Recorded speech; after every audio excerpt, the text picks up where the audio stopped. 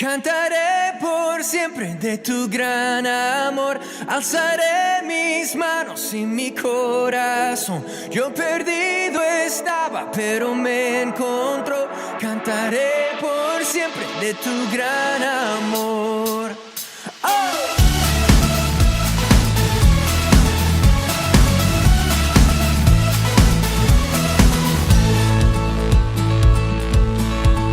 Ciego estaba yo, no podía ver, el pecado me ató, pero el Dios del cielo me escuchó y Jesucristo me salvó. Sí, Jesucristo me salvó. Cantaré por siempre de tu gran amor, alzaré mis manos y mi corazón. Yo perdido estaba, pero me encontró. Cantaré por siempre de tu gran amor.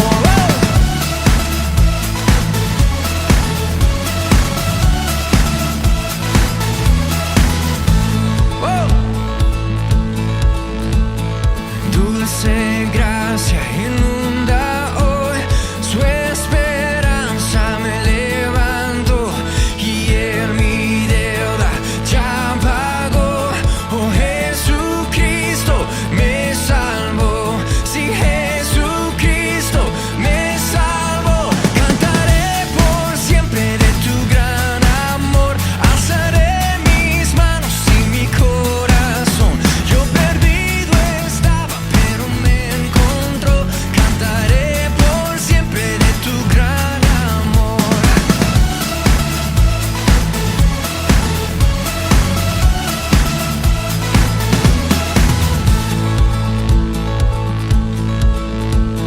Y esperanza en más allá, y cantaré por la eternidad. Y a la muerte él venció. Oh, Jesucristo me salvó. Sí, Jesucristo me salvó. Cántelo fuerte. Cantaré por siempre de tu gran amor, alzaré mis manos y mi corazón. Yo perdido estaba, pero me encontró. Cantaré por siempre de tu gran amor. Cantaré por siempre de tu gran amor, alzaré mis manos y mi corazón. Yo perdido estaba, pero me encontró. Cantaré por siempre de tu gran amor. Cantaré por siempre de tu gran amor. Cantaré por siempre de tu gran amor.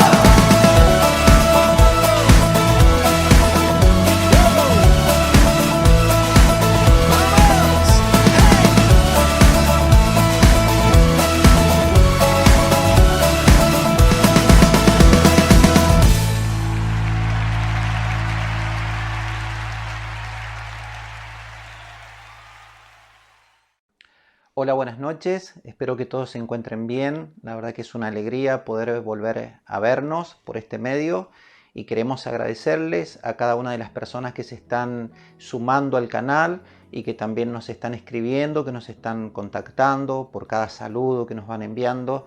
La verdad que es de mucha alegría y de mucha bendición. Esperamos que el tema de esta noche también sea de bendición.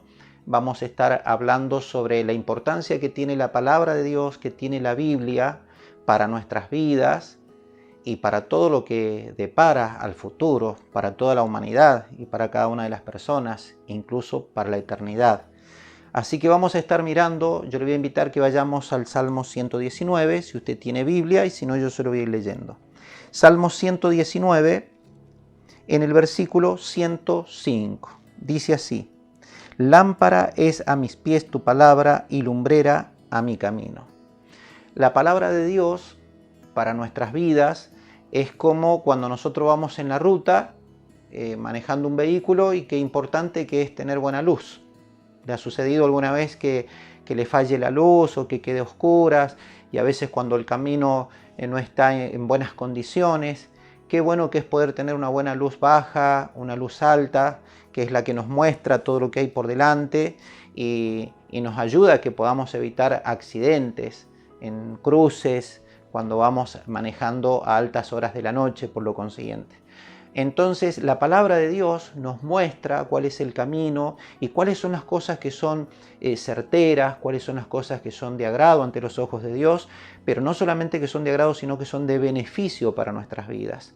Cuando las cosas no están escondidas o que no están pareciendo ser de Dios cuando no lo son, y es importante que nosotros nos apeguemos a los principios de la Escritura para que podamos saber cuáles son los pasos a seguir y cuáles son las decisiones correctas que debemos de hacer, de tomar o de hacer, y que si continuamos haciéndolo, por lo menos que tengamos el conocimiento de saber por qué estamos tomando la decisión. Vamos a ir al libro de Josué en el capítulo 1. Le voy a invitar también que pueda mirar en el capítulo 1 del libro de Josué. En el versículo 7 dice así: solamente esfuérzate y sé muy valiente para cuidar de hacer conforme a toda la ley que mi siervo Moisés te mandó. No te apartes de ella ni a diestra ni a siniestra, para que seas prosperado en todas las cosas que emprendas. Nunca se apartará de tu boca este libro de la ley, sino que de día y de noche meditarás en él, para que guardes y hagas conforme a todo lo que en él está escrito, porque entonces harás prosperar tu camino y todo te saldrá bien. Vemos de que aquí el consejo que Dios le está dando a Josué, Moisés ya había muerto, y le dice que él se apegue al consejo que le había dado Moisés. ¿Cuál era el consejo? ¿Qué es lo que había hecho Moisés para tener éxito en su vida? Apegarse a las Escrituras, leer las Escrituras, meditar de día y de noche en las Escrituras, estudiarlas, comprenderlas, creerlas, ponerlas en práctica, internalizarla a la Escritura, para que todo lo que emprendas te salga bien. Y le dice que debía de meditar de día y de noche en las Escrituras. Entonces, para que la Biblia, para que Dios pueda hacer luz en nuestras vidas, la Escritura dice en el libro de Juan, en el capítulo 1, dice, aquella luz verdadera, dice, vino a este mundo. Dice, la luz que alumbra a todo hombre. Quiere decir de que es una luz que a través de su consejo, a través de su palabra, a través de su sacrificio en la cruz del Calvario, a través de su ofrenda agradable ante los ojos de Dios, fue la que nos abrió el camino. Se podría decir, fue la luz. Es la luz que nos abre el camino para que nosotros podamos transitar. Y cuando nosotros vamos transitando en esa ruta donde vamos mirando con esa luz que nos alumbra, podemos ir viendo, vamos esquivando los pozos, como quien dice. O cuando hay un camino sinuoso, nos vamos dando cuenta y teniendo la precaución cuando tenemos que pisar el freno, cuando tenemos que acelerar, cuando tenemos que frenar, cuando tenemos que mirar porque hay un cruce de calle. Bueno, eso es la Biblia para nosotros. Es el consejo sabio de Dios para nosotros para poder ponerlo en práctica. Entonces, cuando venga una persona que pueda hablar en nombre de Dios, y por más que profetice o diga cosas, uno tiene que testearlo y revisarlo si está en la Biblia.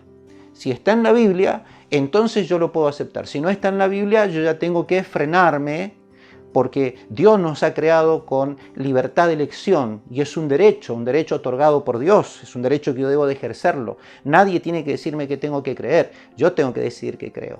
Y la fuente es la palabra de Dios, que es la que me va a decir qué es certero o qué no es certero en las cosas que vamos viendo en la vida. Así que yo le voy a invitar de que podamos ver en el libro de Levítico, en el capítulo 26, vamos a dar lectura, Levítico capítulo 26, en el versículo 1 dice así: no haréis para vosotros ídolos ni escultura, ni os levantaréis estatua, ni pondréis en vuestra tierra piedra pintada para inclinaros a ella, porque yo soy Jehová vuestro Dios. Guardad mis días de reposo y tened en reverencia mi santuario, yo Jehová. Si anduviereis en mis decretos y guardareis mis mandamientos y los pusiereis por obra, yo daré vuestra lluvia en su tiempo, y la tierra rendirá sus frutos, o sus productos, y el árbol del campo dará su fruto. Vuestra trilla alcanzará la vendimia, y la vendimia alcanzará a la sementera, y comeréis vuestro pan hasta saciaros, y habitaréis seguros en vuestra tierra. Una de las cosas que la Biblia nos enseña es que Dios es espíritu, ¿sí?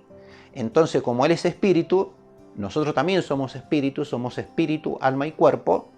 Él quiere de que nosotros podamos pedirle a Él, invocarlo a Él, y que no es necesario de que nosotros tengamos un objeto creado por nuestras manos para decir que ese objeto es Dios o que es representación de Dios, porque Dios es espíritu. Entonces lo que Él está pidiendo, incluso en el consejo que le daba a Josué, le decía: medita de día y de noche en las Santas Escrituras, porque ahí vas a descubrir la verdad de lo que es la relación espiritual que nosotros podemos tener a través del Espíritu Santo con nuestro Dios. Entonces, uno de los consejos que está dando aquí, en esta tierra incluso, que es una tierra de agricultura, una tierra donde se trabaja la tierra, y en donde Él pide que la vendimia, la cosecha, cuando nosotros agradecemos, incluso hasta cuando pedimos por esa cosecha, pueda ser elevada la oración al Señor directamente. Dice que no nos hagamos imágenes para nosotros inclinarnos hacia ella. Ahora yo le voy a pedir que podamos ver este video, por favor, y vamos a ir sacando nuestras conclusiones. Oh María, Oh María, tú resplandeces siempre en nuestro camino como signo de salvación y de esperanza. Confiamos en ti, salud de los enfermos, que junto a la cruz te asociaste al dolor de Jesús, manteniendo firme tu fe. Tú, salvación del pueblo romano, sabes lo que necesitamos y estamos seguros de que proveerás para que, como en Caná de Galilea, pueda volver la alegría y la fiesta después de este momento de prueba. Ayúdanos, Madre del Divino Amor, a conformarnos a la voluntad del Padre y a hacer lo que nos diga Jesús, que ha tomado sobre sí nuestros sufrimientos y se ha cargado con nuestros dolores para llevarnos a través de la cruz a la alegría de la resurrección. Amén. Bajo tu amparo nos acogemos, Santa Madre de Dios. No deseches las oraciones que te dirigimos en nuestras necesidades. Antes bien, líbranos de todo peligro, oh Virgen gloriosa y bendita. Oh Vergine gloriosa e benedetta. En este video que alcanzamos a ver, podemos ver de que se está haciendo una invocación a algo que no se encuentra o no se registra en la Biblia. No hay ningún pasaje en las Santas Escrituras en donde María diga de que se tiene que pedirle a ella algo. No lo registra la Escritura. Tampoco la Biblia ni Dios dice en algún momento de que se le debe de pedir a María. Acabamos de ver de que Dios pide de que no se hagan esculturas. Las palabras de María, una de las palabras de María, cuando ella está embarazada, cuando ya está gestándose el niño Jesús en su vientre, dice que ella va a hablar con su prima, con Elizabeth, que está embarazada de Juan el Bautista, y dice que cuando están hablando, Elizabeth comienza como a reconocerla como la madre de Jesús, que iba a ser el Salvador del mundo.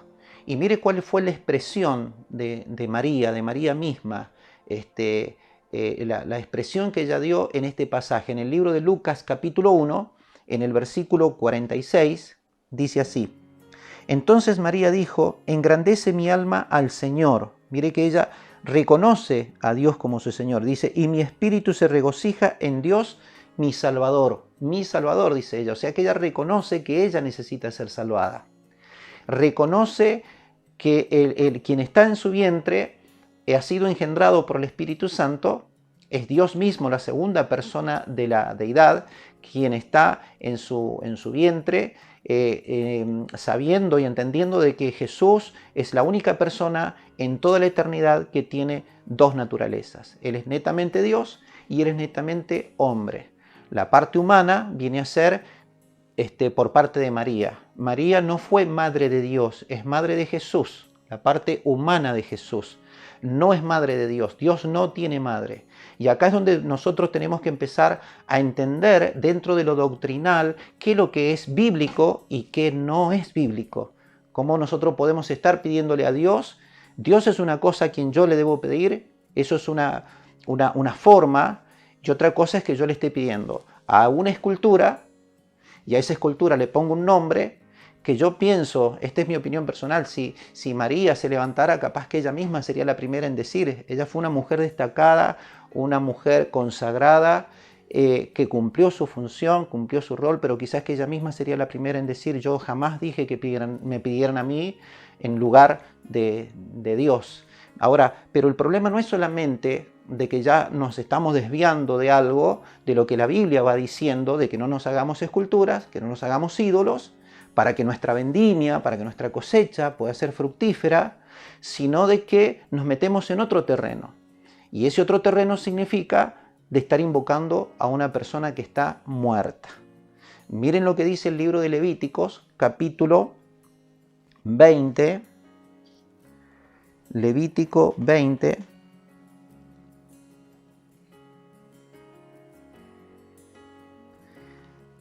en el pasaje 27, dice así: y el hombre o la mujer que evocare espíritus de muertos o se entregare a la adivinación, ha de morir, serán apedreados, su sangre será sobre ellos.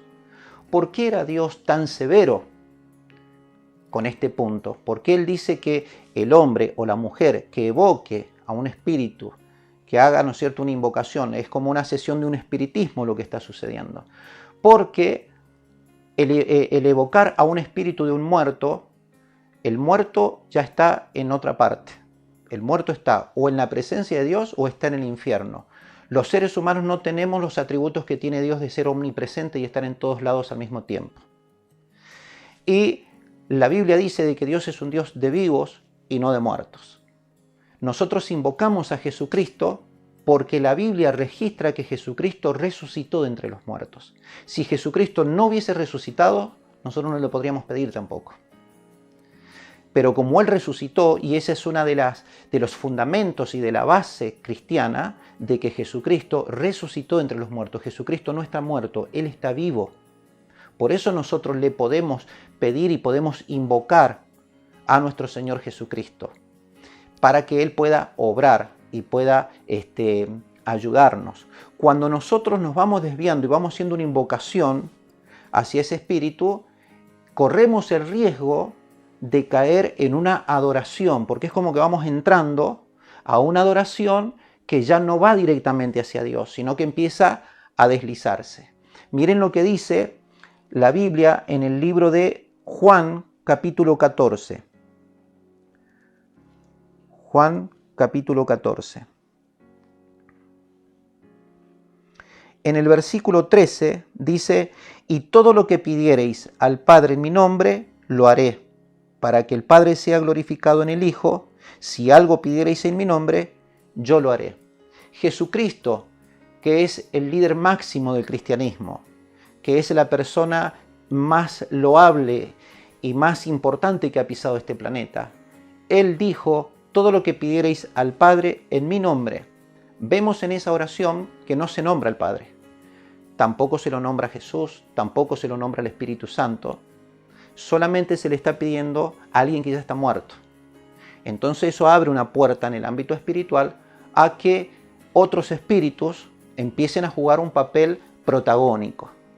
Y esos demonios, esos espíritus contrarios al Espíritu Santo de Dios, lo que vienen a buscar en la vida de la persona, la empiezan a cegar en su entendimiento, empiezan a someterla y empiezan a demandar adoración.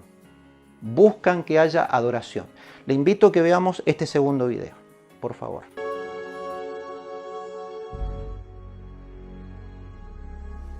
Flammas eius, Lucifer matutinus inveniat,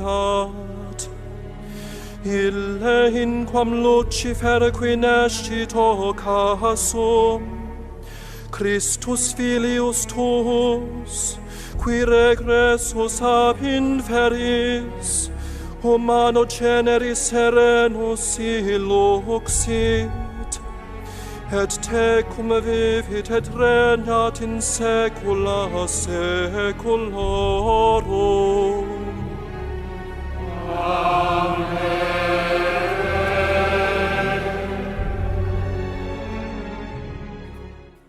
Bien, vemos que en este video que terminamos de ver se lo nombra a Lucifer. Lucifer significa luz bella.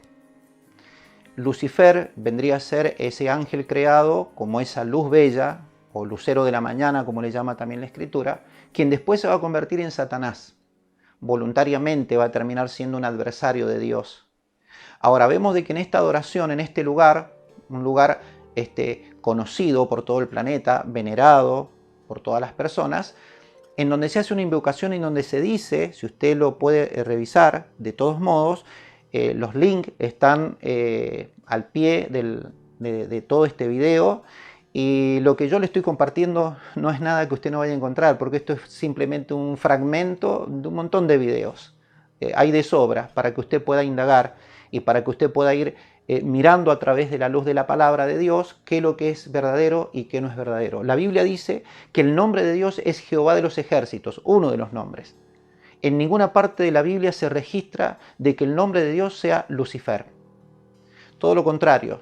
Dice que en este canto que acabamos de escuchar, dice que Lucifer es el padre de Jesucristo. Dice de Jesucristo que viene del infierno.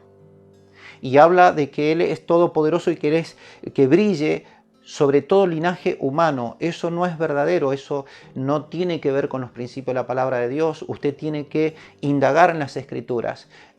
Usted no, ni siquiera a mí me tiene que escuchar, usted tiene que escuchar la palabra de Dios. Yo lo que le estoy animando a que usted lea la Biblia. Y la Biblia va a hablar por sí sola.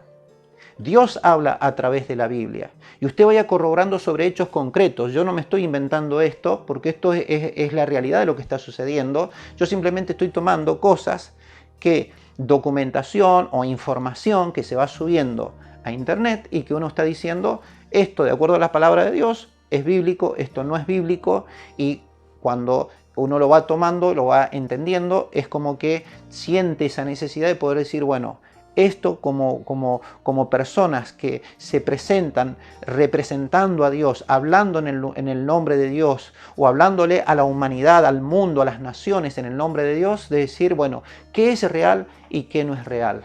De que se esté adorando todas estas personas que están en el mundo entero, adorando a Lucifer.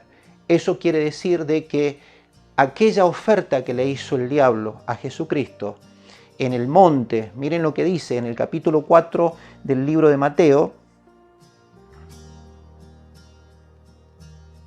Mateo capítulo 4.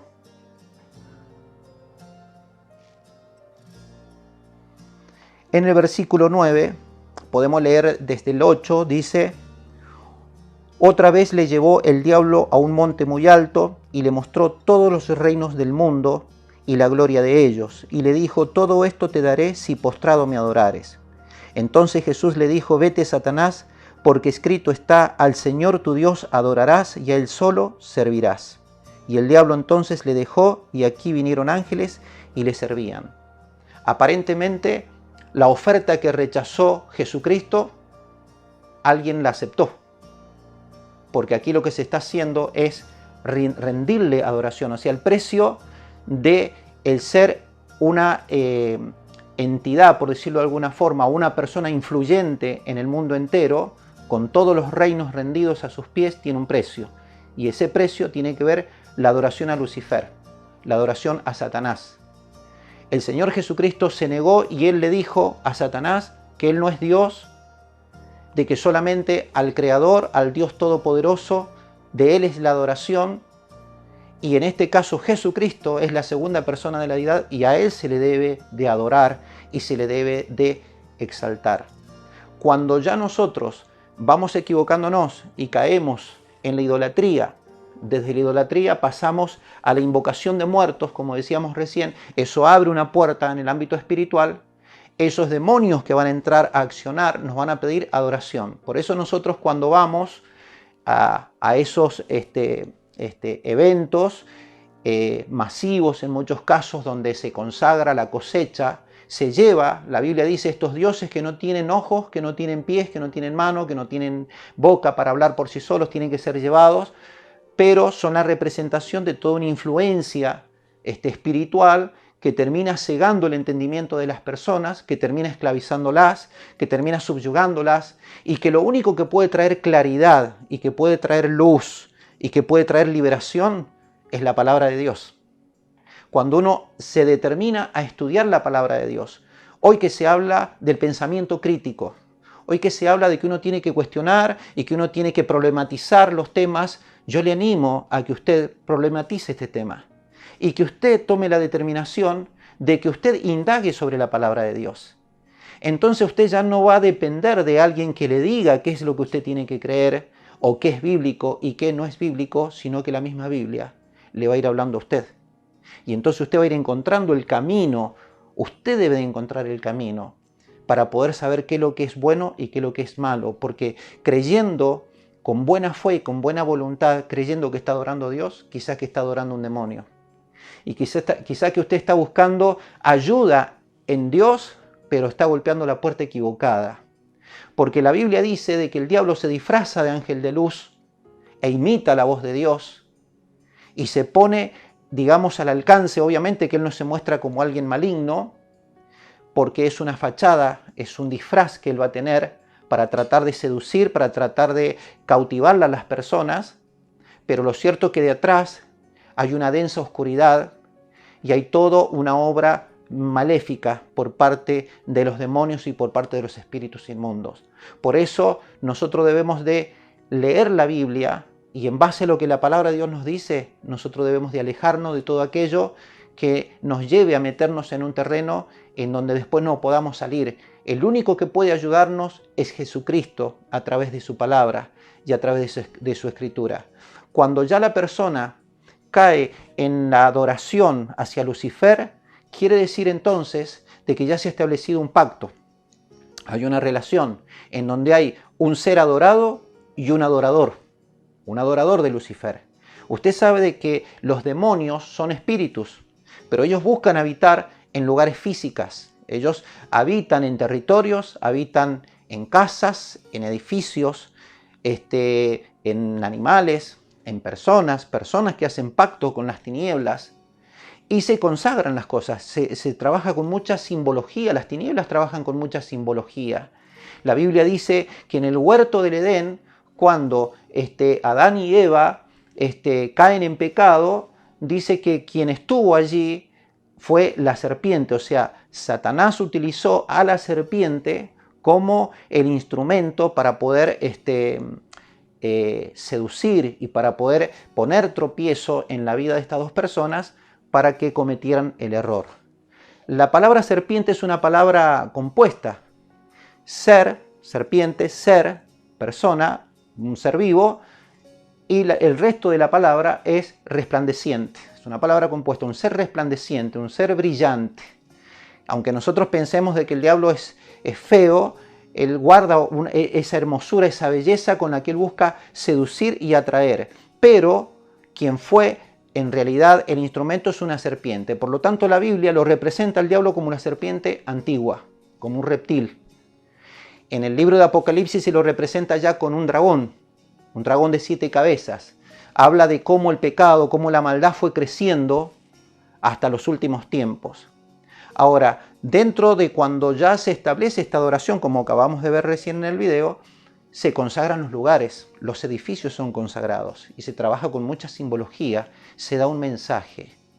Yo le voy a invitar que podamos mirar el interior de los recintos donde se elaboran este tipo de adoraciones, este tipo de invocaciones, que no tienen nada que ver con la Biblia de acuerdo a lo que uno va estudiando.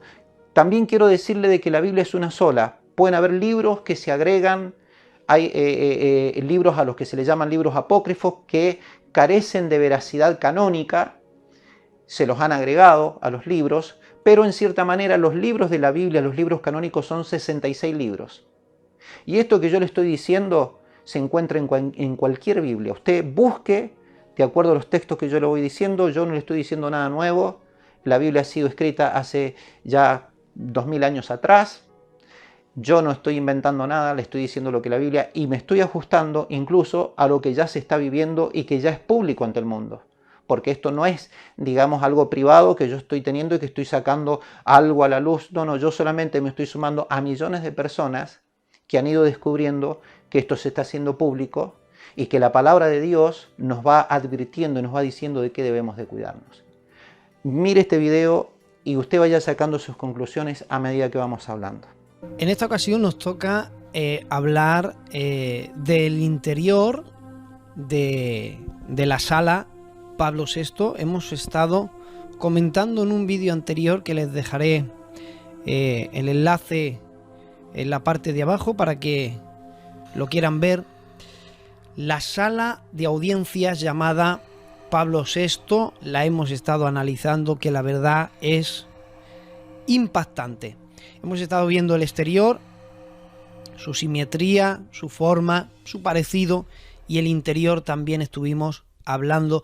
Un total de 7 coincidencias le dan parecido a la cabeza de una serpiente. Si fuera 1, 2, 3 coincidencias, podríamos ver o decir que bueno, son coincidencias, parecidos, o quieres ver lo que quieres ver realmente, pero hay más de 7 coincidencias que nos recuerdan a la cabeza de una serpiente.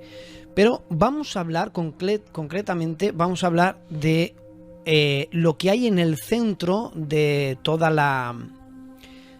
esta estructura, en la sala de audiencia, en el centro, justamente detrás del lugar donde se sienta el actual Papa, todos los miércoles a dar su misa. Es una misa de todos los miércoles. Detrás hay esto. Obviamente esta imagen es la he buscado en Google. Es una imagen que está en tamaño pequeño, pero quiero que sea bien visible que esta es la imagen que nosotros vamos a analizar. Pero esta imagen obviamente es una talla pequeña, pero la que hay en la sala de audiencias es de 20 metros de ancho por 7 metros de alto. La verdad que es impresionante. Aquí la tenemos en toda su magnitud, vista desde uno de los laterales. La verdad que a mí realmente esto no me recuerda una imagen muy angelical, muy bonita, que transmita confianza, seguridad. Vamos a ver. Así es vista desde un lado, y vamos a buscar una imagen vista completamente desde el frente. Aquí tenemos esta imagen vista desde el frente. La verdad que es imponente. Y aquí la gran pregunta: ¿pero qué es esto? Vamos a ver qué clase de estructura hay detrás de la silla, por no llamarle el trono, de la silla del Papa, donde se sienta todos los miércoles a realizar una misa. ¿Qué es esto? Fijaros cómo fue descrita esta imagen. Más que imagen, esta estructura de bronce, está hecha de bronce. Y fíjate que fue descrita o interpretada de la siguiente manera. Aquella estatua lo que viene a representar es un Cristo que resucita de un sepulcro situado en el huerto de los Olivos, mientras la tierra es sacudida violentamente por una gran tormenta de flagelas en el mundo, que en este momento es algo terrible. Un rostro extraordinariamente sereno, 2 brazos abiertos para abrazar, así queriendo comprender a la humanidad, para devolver ese sentido de amor que parece irremediablemente perdido. Así es como la describieron. Hay quienes también la interpretan como la resurrección de Cristo en medio de un mundo apocalíptico. Podemos ver en este tercer video cómo todo el mensaje simbólico que hace a la parte del auditorio donde se desarrollan las actividades, la similitud que hay con la cabeza de la serpiente. Eso no es algo que yo lo esté inventando, este video está en YouTube, usted puede buscarlo, verlo completo y ver mucha más información de la que yo puedo estar compartiéndolo en este momento. Solamente puedo decirle de que aún volvemos a lo mismo que veníamos hablando de la escultura. Ya no es simplemente una escultura de un niño o de una mujer, con los nombres que se le pueda llegar a poner, sino de que ya es todo un mensaje de un Cristo, o que algo que no tiene nada que ver con Dios, en donde decíamos recién ya se va haciendo como una concentración más demoníaca que otra cosa. La Biblia dice en el libro de Apocalipsis, en el capítulo 18, en el versículo 2, dice: y clamó con voz potente diciendo: ha caído la gran Babilonia, y se ha hecho habitación de demonios y guarida de todo espíritu inmundo y albergue de toda ave inmunda y aborrecible. Cuando en el ámbito espiritual se empiezan a hacer invocaciones supuestamente a Dios, pero Dios no está en el lugar, porque de Dios puede hablar cualquier persona. El tema es que Dios hable a través de las personas. Para que Dios pueda hablar a través de las personas, la persona se tiene que apegar a los principios de la palabra, tiene que enseñar lo que la Escritura dice. La Biblia habla por sí sola. Si usted ve que alguien le está enseñando conforme a lo que usted ha leído en la Biblia, pues entonces usted tiene que entender que Dios está hablando a través de esa persona.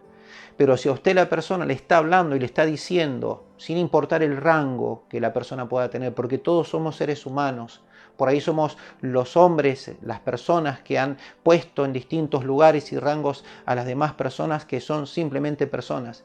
El único ser sobrenatural que ha pisado este planeta se llama Jesucristo, que Él es netamente hombre y netamente Dios, netamente humano y netamente Dios.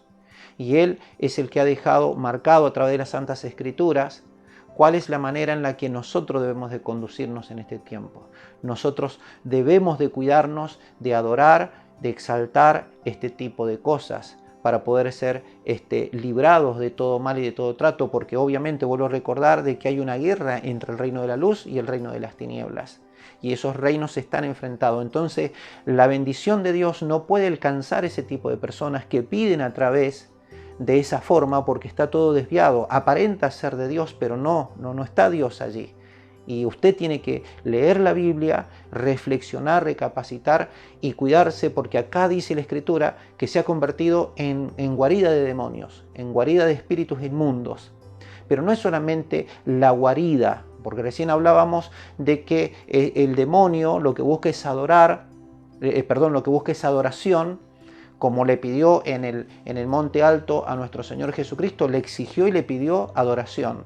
Jesucristo se negó, le dijo que solamente a Dios el Padre se adorará, pero vemos acá de que sí ha encontrado gente que lo adore, porque se lo está exaltando. Entonces quiere decir que el adorador se convierte en un instrumento, en donde no solamente la guarida se torna el edificio, el lugar, un lugar habitado por demonios. Por eso es por lo que suceden tantas cosas ocultas y se han participado en tantos genocidios. Por eso cuando se ha prohibido en distintos momentos leer la Biblia, cuando arrancó en el 530 aproximadamente, se prohibió leer toda la Biblia y se decía que solamente algunos podían leer la Biblia según los habilitase la autoridad máxima de esta doctrina. Cuando en el libro de Josué nosotros leímos de que el consejo de Dios para Josué era que meditara de día y de noche en la Escritura. Entonces, ¿a quién tenemos que obedecerle? ¿A Dios o a las personas? Esa ignorancia de la palabra y esa falta de búsqueda de las Escrituras llevó a que las personas cometiesen errores y cometiesen faltas. Hay un pasaje en la Escritura que dice: mi pueblo pereció por falta de conocimiento. Es importante de que usted lea la Biblia. Es importante que usted tome una decisión. No escuche personas que le hablen en el nombre de Dios, sino que usted trate de tener el conocimiento de la Escritura y sea usted quien esté evaluando, midiendo si en realidad está Dios en lo que se esté diciendo. Y si no, tome una decisión, porque usted se está jugando su salvación, su vida eterna. tiene que tomar una decisión por usted, por su familia, por su hogar, por sus hijos. Es importante de que usted busque a Dios a través de leer, a través de estudiar, a través de orar. Pídale a Dios. El Señor dice que en su habitación usted puede buscarlo, en cualquier lugar usted puede pedirle a Dios ayuda y Dios le va a responder. No necesita postrarse delante de nada. Dice acá de que en el pasaje que terminamos de leer, de que el lugar, el recinto se convierte en guarida de demonios y esos demonios empiezan a habitar en las personas. Pero no es solamente habitación de demonios, sino que la doctrina, también dice la Biblia, que es una doctrina de demonios. Miren lo que dice 1 de Timoteo capítulo 4. 1 de Timoteo capítulo 4. En el versículo 1 dice: pero el Espíritu dice claramente que en los postreros tiempos algunos apostatarán de la fe, escuchando a espíritus engañadores y a doctrinas de demonios, por la hipocresía de mentirosos que, teniendo cauterizada la conciencia, prohibirán casarse. Continúa hablando sobre otras cosas que tienen que ver con los alimentos, pero no vamos a detener ahí. Dice, escuchando a espíritus engañadores y a doctrinas de demonios, dice, por hombres, dice, por la hipocresía, de mentirosos que, teniendo la mente cauterizada, dice que prohibirán casarse. ¿A quiénes les prohíben casarse? Todas las situaciones que nosotros estamos viendo en el mundo, las denuncias que están habiendo de hechos aberrantes que han sucedido en toda la historia que se ha ido desarrollando desde que Jesucristo ascendió a los cielos, y desde allí para acá empezaron las doctrinas a surgir y empezaron a hablar en el nombre de Dios, pero Dios habla a través de su palabra, a través de su Biblia. Le invito que veamos este último video, por favor. Este domingo en el Vaticano se inició el Sínodo Amazónico, una asamblea con 185 obispos y que va a durar 3 semanas. En esta cita la Iglesia Católica tendrá como centro la situación que vive la zona amazónica, pero también otros temas como el rol de la mujer en la Iglesia y el celibato. El celibato en sacerdotes, una idea propuesta por sectores de la Iglesia sobre la ordenación de hombres casados para contrarrestar la escasez de sacerdotes en zonas remotas como la del Amazonas. Personalmente, creo que el celibato es un regalo para la Iglesia. En segundo lugar, no estoy de acuerdo en permitir el celibato opcional. No. Tal vez solo haya una posibilidad en lugares muy remotos. 6 años de pontificado donde Francisco ha invocado 4 sínodos, 2 de ellos dedicados a la familia, otro a los jóvenes y sobre el Amazonas. En estos 21 días el Papa, obispos, expertos e invitados discutirán diversos temas en una de las instancias que puede determinar el futuro de la Iglesia Católica. En este último video lo que podemos ver es de que el año pasado se hizo una reunión, un sínodo, en donde se trató el tema del celibato, el celibato opcional, al cual la autoridad máxima dice de que no va a aceptar el celibato opcional, sino que es solamente para personas de edad y en lugares remotos como en las Amazonas. O sea que son casos muy limitados, pero no está liberado para todos. O sea que la mayoría de las personas que deciden estas cosas dicen de que el celibato es un don dado a la Iglesia, pero al mismo tiempo termina siendo como un mandamiento, porque no les prohíben, no les aceptan a las personas que puedan casarse. Ahora, la Biblia en ninguna parte de la Escritura, todo lo contrario, lo que acabamos de leer recién en 1 de Timoteo, capítulo 4, del versículo 1 al versículo 3, y que usted también lo tiene en su Biblia, usted lo puede leer, lo puede buscar y se va a dar cuenta de que yo no le estoy inventando nada. Y la Biblia dice, lo pone como doctrinas de demonios, dice, y que van a prohibir casarse. Entonces, cuando se le prohíbe a la persona casarse, el celibato tiene que ser algo natural y algo voluntario. Se utiliza y se termina siendo una herejía de algo que, digamos, que no tiene el fundamento o el respaldo bíblico. Dios no dijo en las Escrituras de que las personas para servirle tienen que estar solas. Si bien Jesucristo estuvo solo, pero fue algo voluntario. Pablo también fue una persona que sirvió solo, pero también fue algo voluntario. Ni Pablo ni Jesucristo lo impusieron como una orden, como algo que tenía que hacerse de esa forma, porque de lo contrario no se podía servir. Pedro, él estuvo casado y él pudo servir al Señor. Entonces, quiere decir de que esto que es impuesto, la Biblia termina dándonos como el dato, como diciendo, eso es una doctrina de demonios. Todas las personas podrían casarse y podrían servir tranquilamente. Tanto una persona que está sola como una persona que está casada. Todas las personas pueden servir a Dios de acuerdo a los principios de la palabra. Entonces, usted tiene que leer la Biblia para que se puedan abrir sus ojos, para que pueda venir el entendimiento.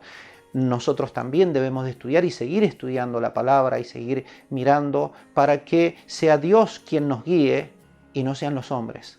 Los hombres que hablan en el nombre de Dios y que están alejados de los principios de Dios, porque aún los hechos que han sucedido y que han acontecido en este tiempo, las violaciones que han habido aquí mismo en la misma provincia, que están en un estado de impunidad, que no se los puede tratar a los temas, tiene que ver con esto que estamos hablando, con estos principios que no tienen que ver con el Señor. Ahora miren lo que dice la Escritura en el libro de los Hechos, en el capítulo 4, Hechos capítulo 4, en el versículo 12, dice: y en ningún otro hay salvación, porque no hay otro nombre bajo el cielo dado a los hombres en que podamos ser salvos. Y lo dice la Biblia. Es en Jesucristo. En ningún otro hay salvación. Y yo le animo a que usted invoque a Jesús. No le pida a nadie más. Usted pídale a Jesús, porque eso es lo que la Biblia dice. Invoque al Señor para que el Espíritu Santo pueda venir en su ayuda y pueda ayudarle a salir adelante. Sus problemas tienen soluciones. Su necesidad, su crisis, su adversidad en la que usted puede estar viviendo en este tiempo tiene solución.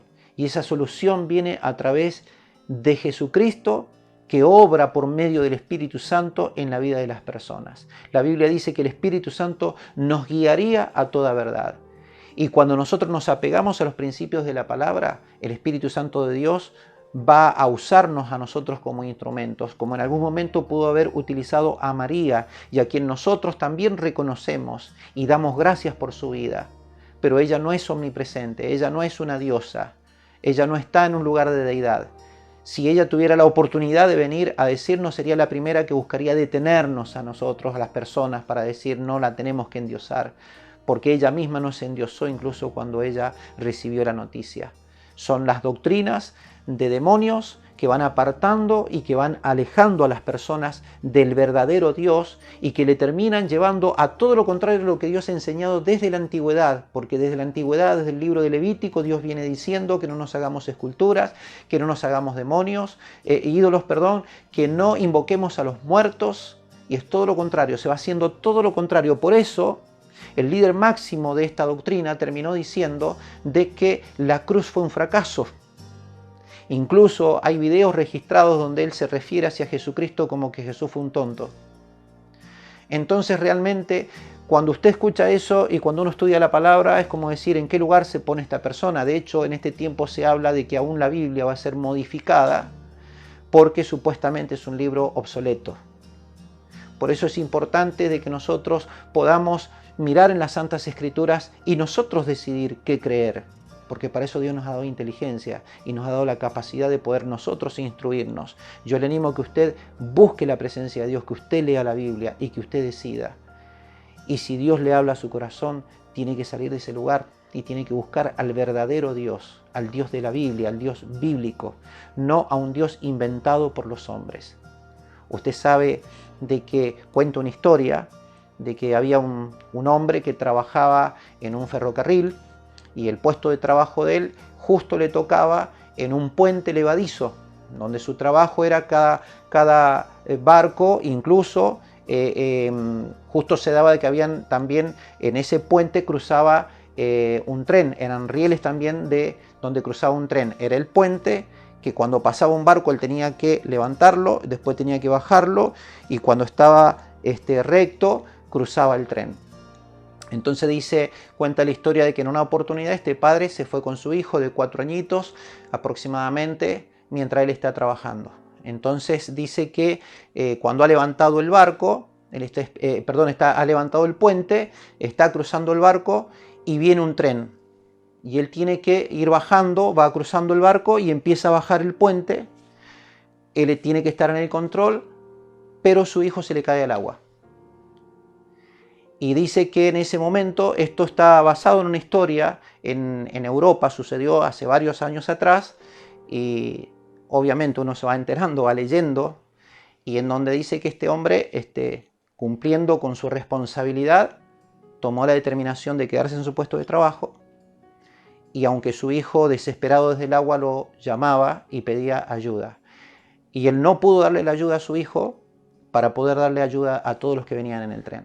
Cuando él logra bajar el puente y el tren llega, muchas personas lo saludaban desde arriba, algunos ignorando. Los primeros del primer vagón habrán quizás que haber percibido lo que había sucedido, pero el resto de los vagones ni siquiera se habían enterado del precio que él tuvo que pagar para que ellos pudieran cruzar sanos y salvos hacia la otra ciudad. Muchas veces nosotros, por no haber leído la Biblia, ignoramos el precio que pagó el Padre y que pagó el Hijo, para que nosotros pudiésemos tener el acceso, el cruce a la vida eterna, el cruce a la salvación. Y terminamos quizás que agradeciéndole a otras personas que no tuvieron nada que ver en el tema. Terminamos desviándonos y quizás que felicitando al que iba manejando el tren, quizás que felicitándolo porque llegamos sanos y salvos, y quizás que vamos y le decimos quizás que tuvo esa participación de haber conducido el tren, pero ignorando el peligro que había de que si este hombre hubiera determinado salvar a su hijo, ninguno de ellos habrían llegado con vida. Sin embargo, él toma esta determinación. Es tan importante de que usted no le pida a alguien que no le tiene que pedir, ni tampoco le agradezca a quien no le tiene que pedir. ¿Sabe quién murió en la cruz? Jesucristo. Él fue el que murió en la cruz. Él fue el que resucitó en la cruz del Calvario. La Biblia dice que el Padre no escatimó a su propio Hijo. Quiere decir de que el Padre tomó su propia decisión de dejar que su Hijo muriese en la cruz del Calvario, para que usted y para que yo y para que todas las personas en el mundo entero tengamos la oportunidad de poder tener acceso al reino de los cielos. Porque ¿sabe qué dice la Escritura? De que nosotros no tenemos que hacer nada para ser salvos, solamente aceptar de que Jesucristo es nuestro Señor. ¿Le gustaría aceptar a Jesús?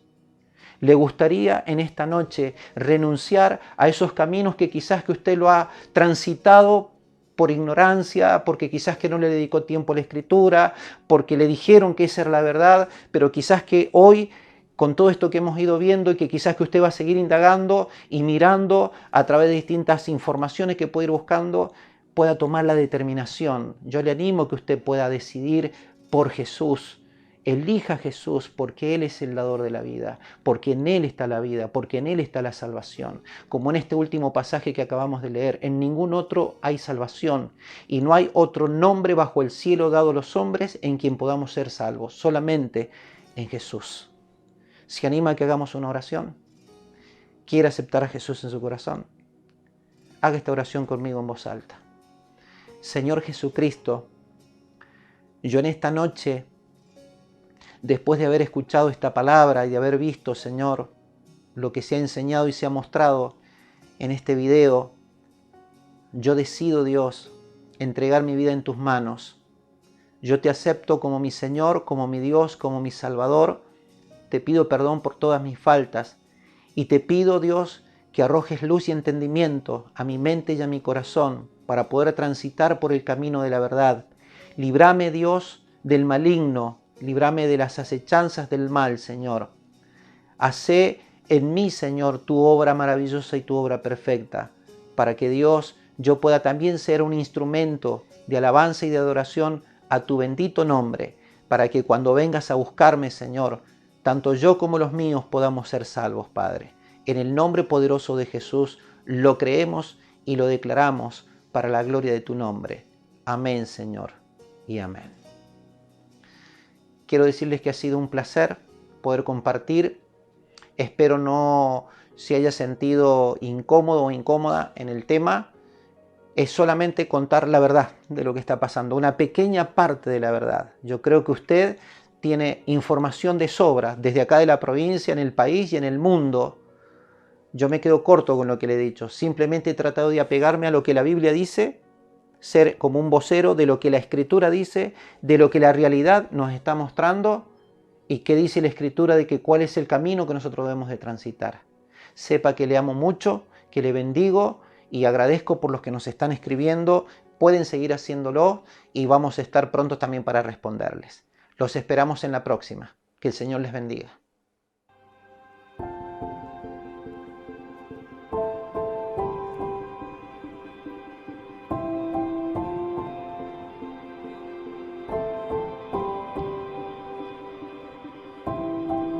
Mi Dios y Padre eterno, autor de la creación, poderoso.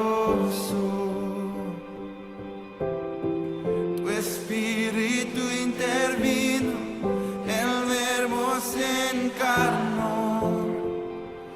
Cristo, tú salvas.